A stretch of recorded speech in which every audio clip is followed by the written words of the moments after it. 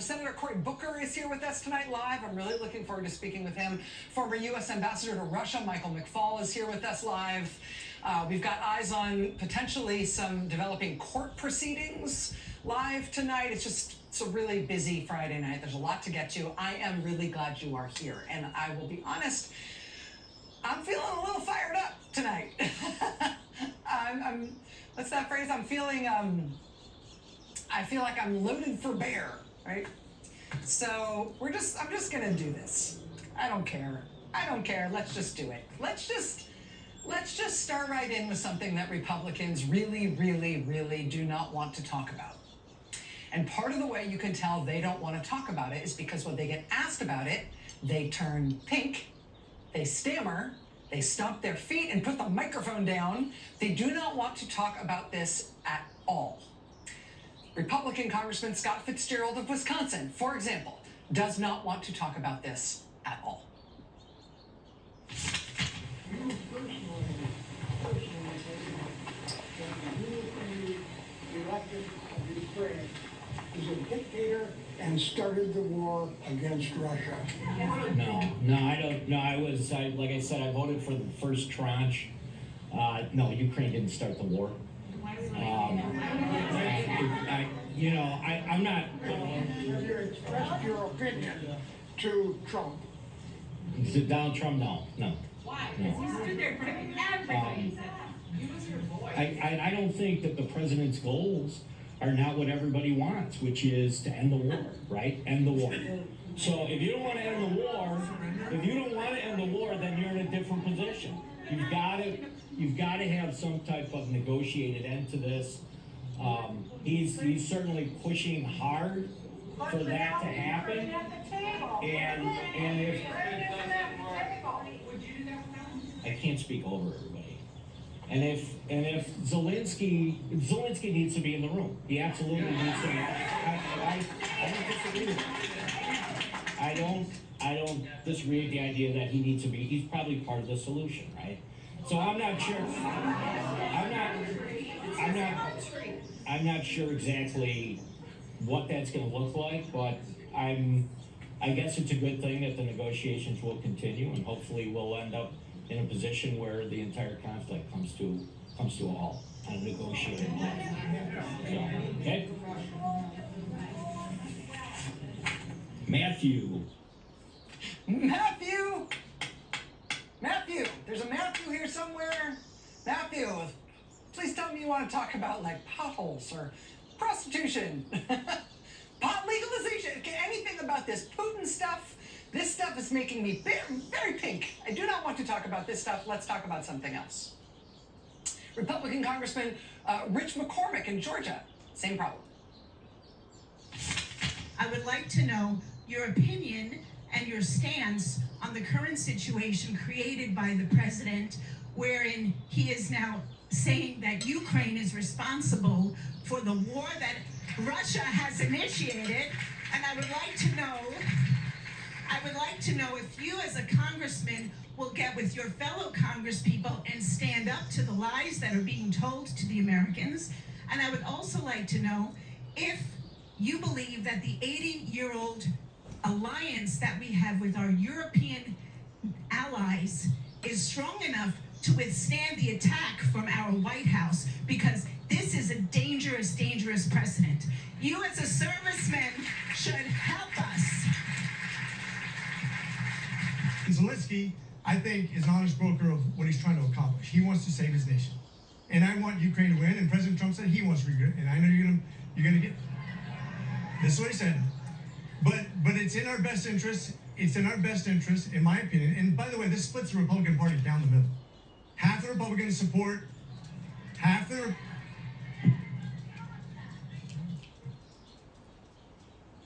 have repeatedly spoken up on this. Repeatedly. I'm speaking about it right now, and I voted for Ukraine. And I have voted for Ukraine support every single time.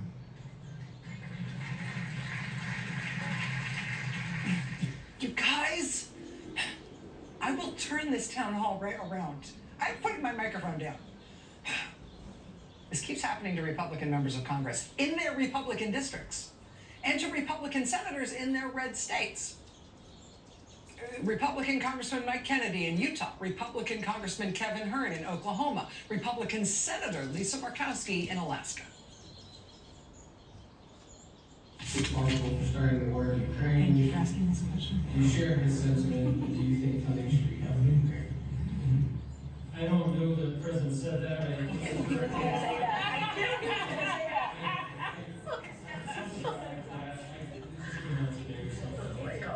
So, as to who started the war, as far as I can tell, who started the war. Personally, do you support Ukraine or Russia? Well, here's. No, it's not easy, man. It's not easy. It's not easy. Is Zelensky a dictator, yes or no? That part I have a problem with that statement. Yes. Okay, did Ukraine start the war? Well, It's simple. Do you support? Did Ukraine start the war, yes or no? Did Ukraine start the war? I want to know where you stand It's not part on of it. Ukraine or Russia. We have been supporting Zelensky for years now, 3 years, and Putin started this. Now we're isolating, or he is isolating America. He's calling the names and all this. Where do you? let me just say this. This is not the tactic that I would use to try to solve the problem. I would like to express my dismay over the president's stance on Ukraine, including, as everyone knows, his outright falsehoods. And I'm curious, I imagine I know what your views are, but more significantly, what can the legislative branch do, and what do they have the stomach for to support a peaceful resolution that involves the leaders of Ukraine and not just Trump and Putin? That's my question.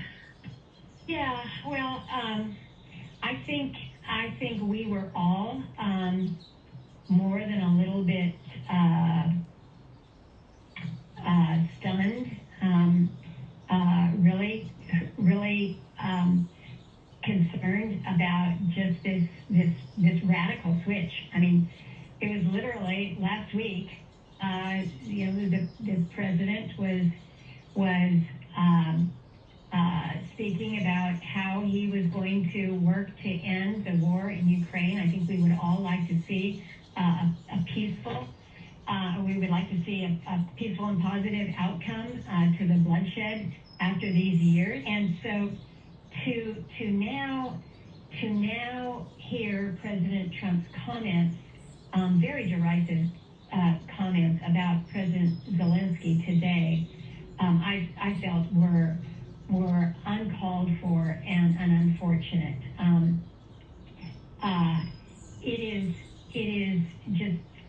It is wrong to suggest that somehow or other Ukraine started this war, asked for this war, but I think we're all kind of scratching our heads at how quickly the conversation has gone from being one that is supportive of President Zelensky to now being more supportive of Putin. This radical switch. Senator Lisa Murkowski of Alaska, in a town hall with her constituents last week, she says we're all scratching our heads at how quickly the conversation in the White House has now gone from being supportive of Zelensky to now being supportive of Putin instead. Scratching our heads. Republicans are having a hard time with this. They try to move on to the next question. They express annoyance with their own constituents for asking about it. They get brusque and short in their answers. Or, like Senator Lisa Murkowski, they just purport to be really perplexed, really confused, really scratching my head. They have a hard time with this. All the Republicans do, especially the guy at the top. You just mentioned Putin, though, and there's been this controversy the past week. Can you say yes or no whether you have talked to Vladimir Putin since you stopped being president? Well, I don't comment on that. If I have a relationship, I don't talk about that. You talk about talking to Netanyahu. I don't talk about that. I don't ever say. Why don't you talk about it? I don't ever say about it. Why not? What does that mean? I mean, that was right before the election. But it continued after the election. And people get so mad when I play this tape. People get very angry with me when I play this tape. And, honestly, bring it on. It makes me appreciate it all the more because clearly, at least it strikes a nerve. Watch. Have you talked to President Putin? No, I have not. You haven't talked to President Putin No, I have since not. you've been elected? Well, I don't want to say that, but I haven't spoken to him recently. So you've spoken to President Putin since you've I been don't want elected? to say that. I don't want to say anything about that. I would like to talk to Vladimir Putin. Who? Have you spoken to him? I don't want to say. So you've already spoken to Vladimir Putin I don't want to say that. I don't want to say. I don't want to say. I can't say. Why can't you say? Why can't you say? What precludes you from saying? Listen, it's Friday night. Let's just do this. Let's just get to the chase here.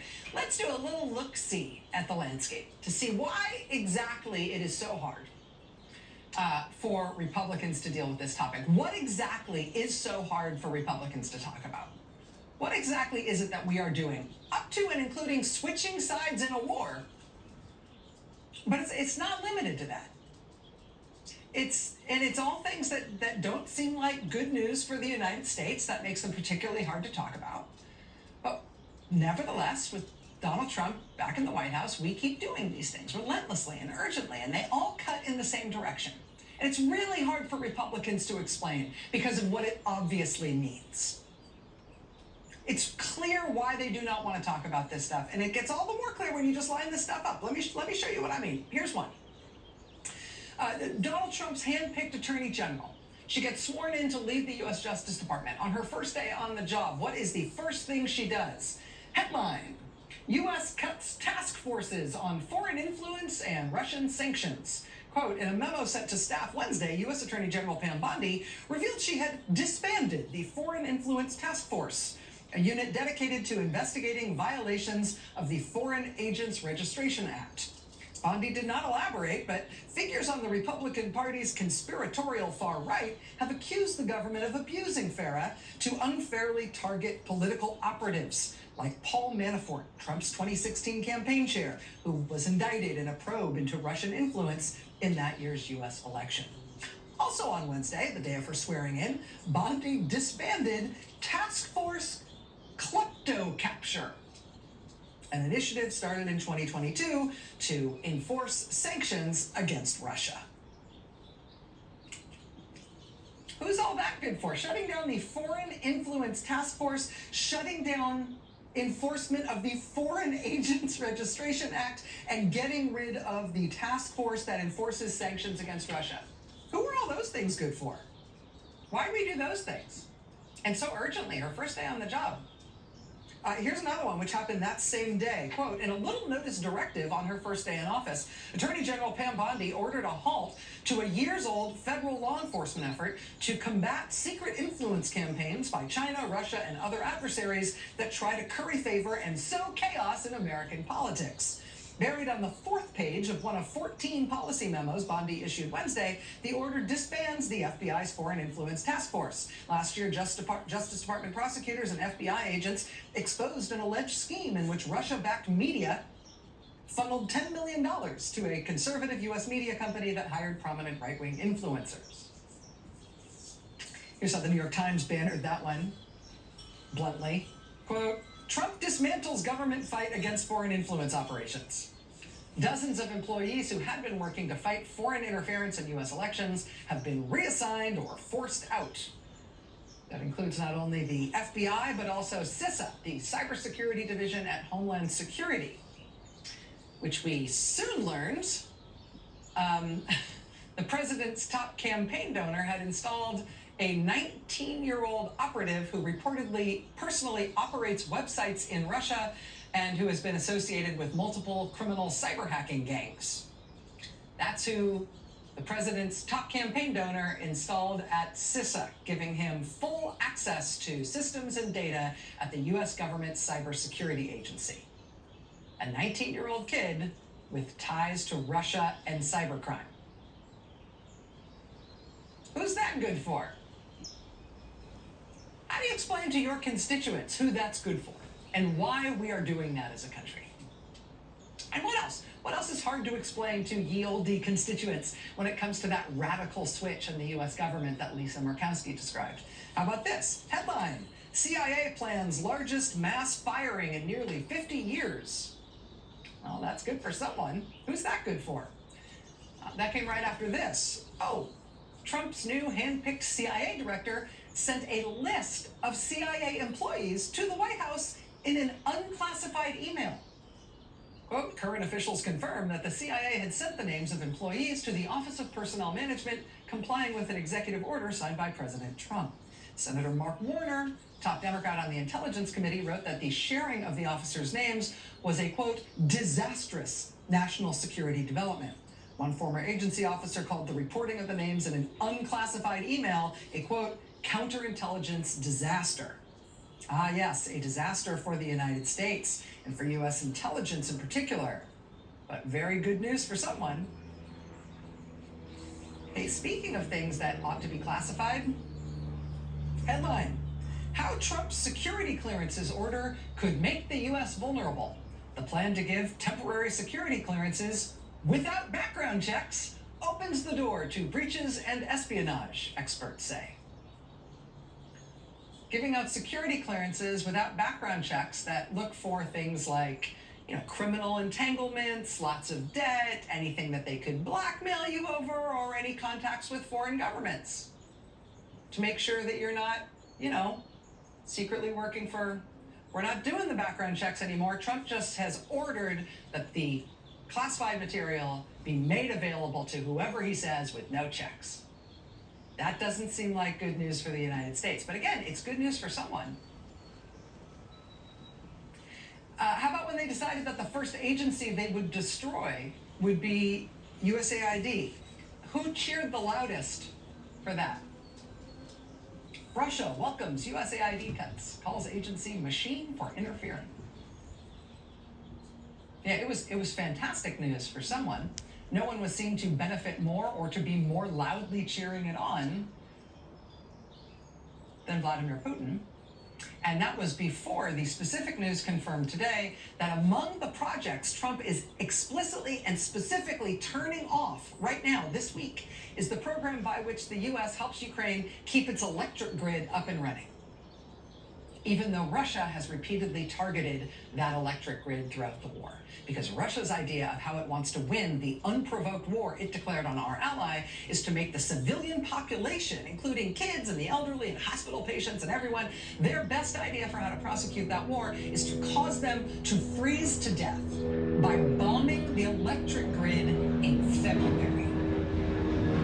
So more than any other evident targeting, they have targeted the electric grid that serves the civilian population in Ukraine.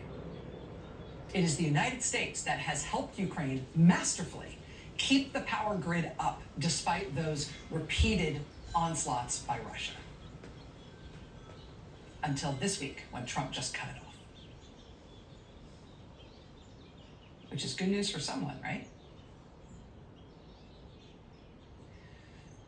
President dressed up the defense secretary he handpicked off the cast of the Fox and Friends weekend show, put him in a bright blue suit, and sent him to Europe, where he volunteered, unasked, that Ukraine can't be expected to keep all of its own territory. He said that would be, quote, unrealistic. It would be, quote, unrealistic to not let Russia take parts of Ukraine. He then volunteered, unasked, that Ukraine will not be allowed to join NATO.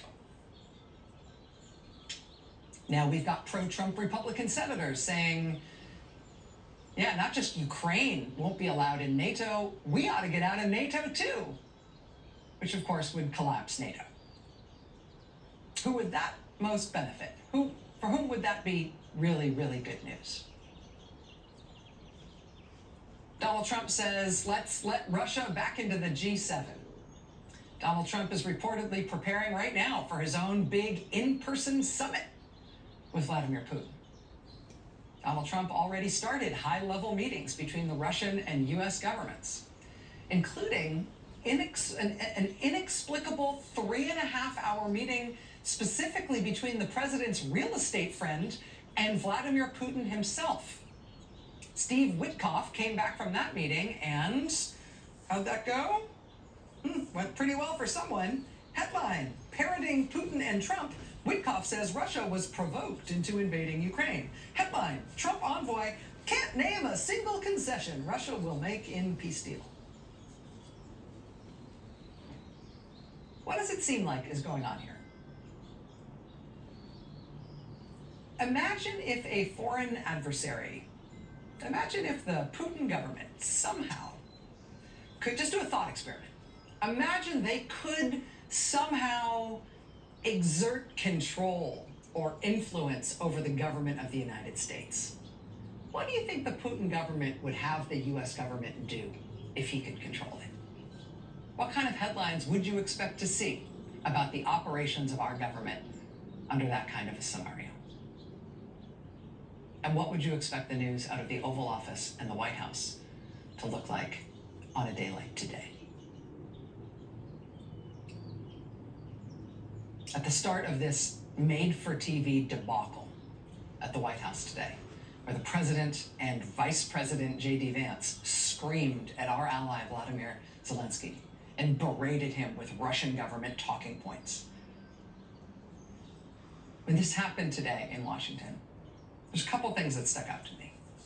First of all, at the very start of this photo op, they had all the press in the room. Trump was asked right at the outset when he last spoke with Vladimir Putin. He said, quote, a couple of days ago, which was news because the US government had said nothing about Donald Trump speaking with Vladimir Putin a couple of days ago. So that's new. He used to say, I'm not allowed to talk about that. Now he's admitting that he talks to Putin all the time, even when the US government doesn't release any information about those calls like they do with all other foreign leaders. Second was the truly bizarre revelation that Russian state-controlled media, for some reason, was in the Oval Office today when this scene happened with Volodymyr Zelensky.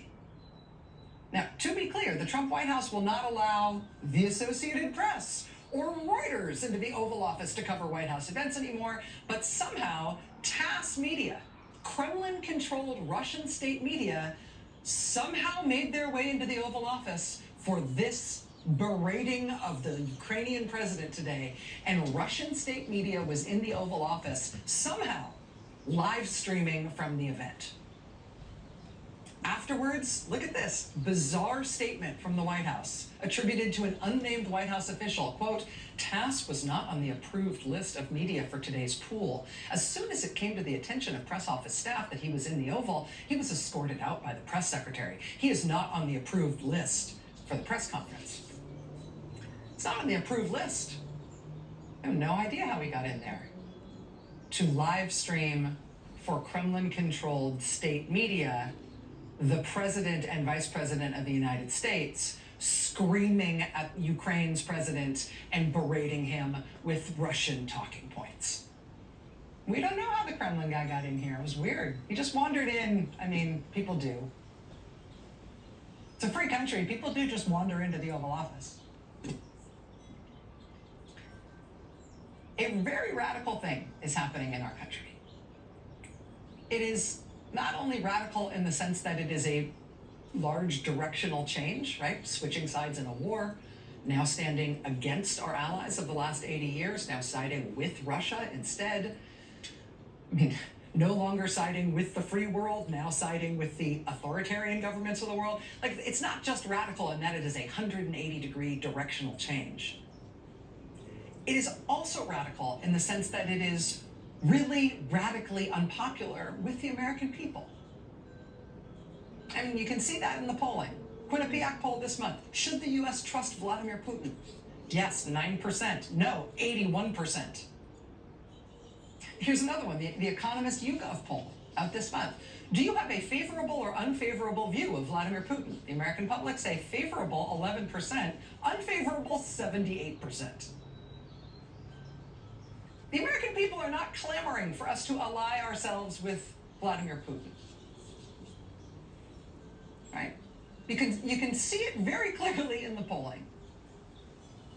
And it begs the question, well, okay, who wants this? Who voted for this? Why are we doing this? If the American people don't want this, why are we doing it?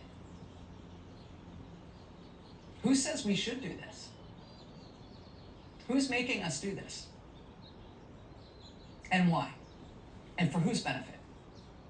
You can see the same dynamic in the bewildered and outraged questions that Americans are asking their Republican members of Congress at these town halls, which Republicans are now realizing they better not do any more of.